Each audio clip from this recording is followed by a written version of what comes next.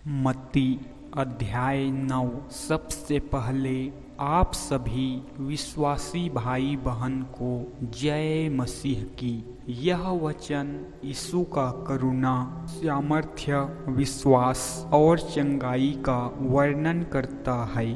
तो दोस्तों, इस वीडियो को देखने से पहले इसे पूरे मन और ध्यान से सुनें।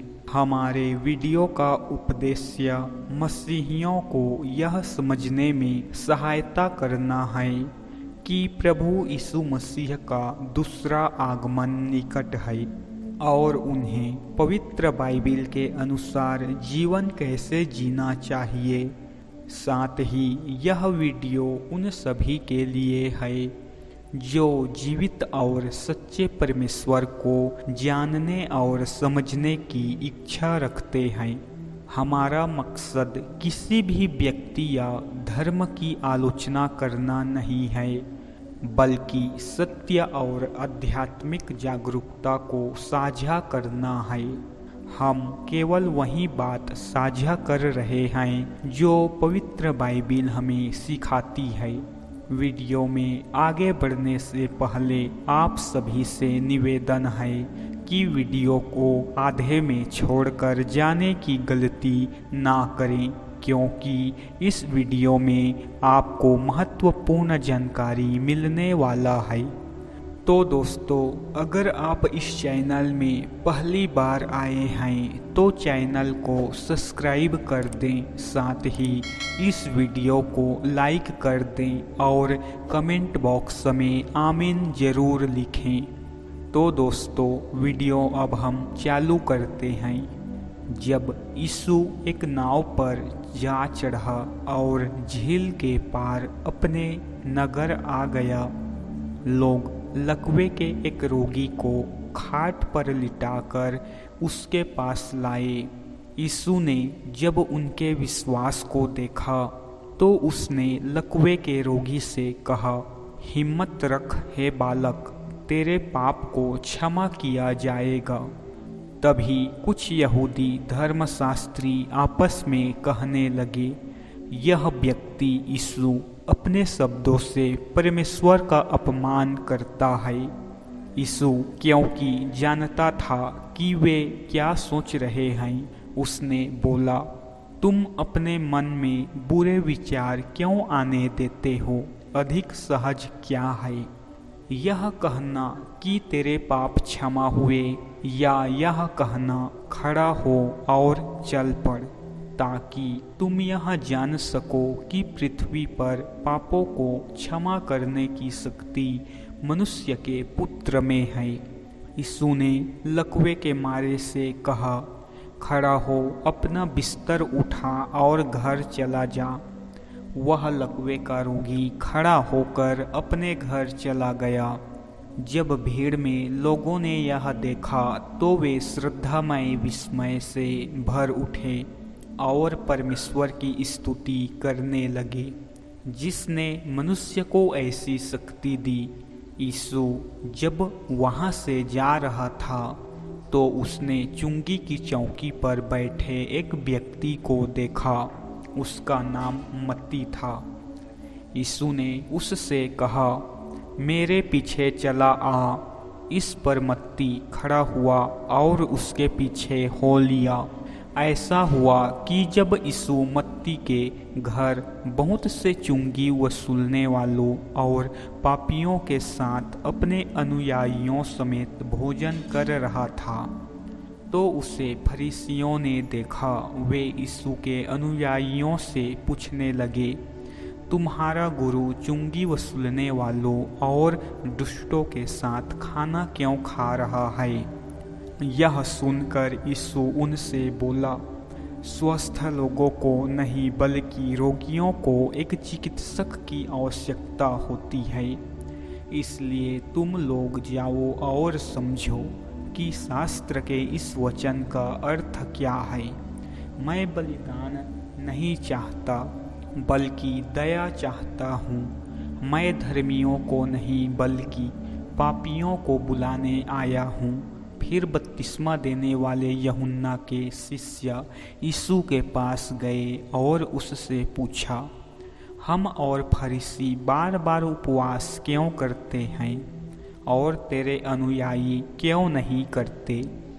फिर यीशु ने उन्हें बताया, क्या दूल्हे के साथी जब तक दूल्हा उनके साथ है शोक मना सकते हैं, किंतु वे दिन आएंगे जब दूल्हा उनसे छीन लिया जाएगा। फिर उस समय वे दुखी होंगे और उपवास करेंगे। बिना सिकुड़े नए कपड़े का पैबंद पुरानी पोशाक पर कोई नहीं लगाता, क्योंकि यह पैबंद पोशाक को और अधिक फाड़ देगा और कपड़े की खींच और बढ़ जाएगी। नया दाखरस पुरानी मस्कों में नहीं भरा जाता, नहीं तो मस्कें फट जाती है और दाखरस बहकर बिखर जाता है और मस्कें भी नष्ट हो जाती है। इसलिए लोग नया दाखरस नई मस्कों में भरते हैं, जिससे दाखरस और मशक दोनों ही सुरक्षित रहते हैं।